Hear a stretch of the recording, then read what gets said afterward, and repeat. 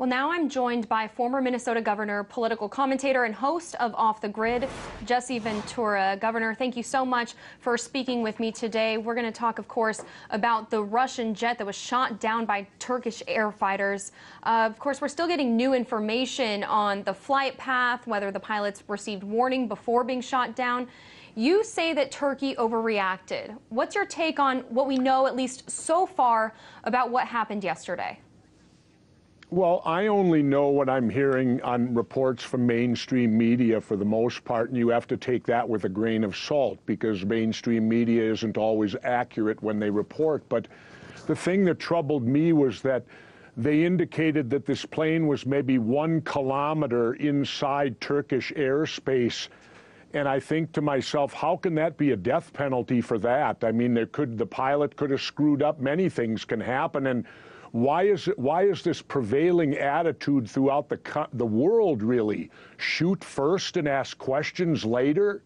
I mean, that seems to be the attitude that the world has today, from the highest echelons of government all the way down to local police forces. Shoot first and ask questions later.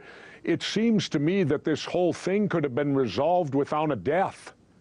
And yet there's been deaths because of going through someone's airspace?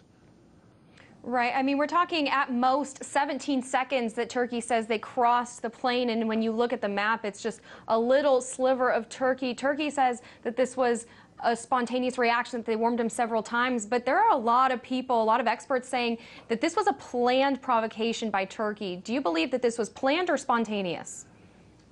I don't know. I can't put myself in a position to give you an opinion on that, but it certainly raises the thought level on it. It does to me. Why would you be concerned? If 17 seconds is the death penalty, why wouldn't they just file a report, take it to an international court, or pick up the phone and call President Putin, and say, what's going on here? I mean, anything is better than killing someone, I think. And let me be clear on this.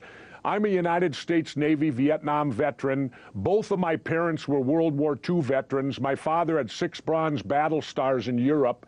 And my dad was against the Vietnam War before the hippies were.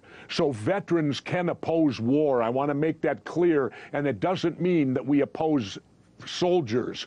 You oppose policy. And I just can't imagine why in today's world everyone is so quick to jump into war and to have a provocation like this take place, which could lead to war. Now, Governor, if you were Commander-in-Chief, Governor, in this scenario, what would you have done if, in fact, Russia had continued to fly over your airspace? Well, certainly I'd have picked up the phone and called President Putin. And I'd ask him what's going on. And I'd want to hear it directly from him. Talking is better than shooting. Talk first, shoot later. But it seems the attitude today is shoot first, talk later. A lot of world leaders are coming out asking Turkey not to escalate this situation, asking for both sides to de-escalate. But Turkey is a NATO member. Do you think that Turkey has the full backing of its NATO allies after its actions and the information that we keep getting from this attack? I don't know. I'm not part of NATO. I was the governor of a state. I'm a veteran, and I live in the regular world. And I look at this situation, though, and this is the type of thing, the Cuban Missile Crisis. I lived through that in Cuba. This stuff's been going on my entire life. And I'd just like to make this statement. Can't the world listen to John Lennon for just 1 decade and give peace a chance? I mean, we've been at war literally my entire 64 years on the planet when you count the war on drugs. And that's a war also.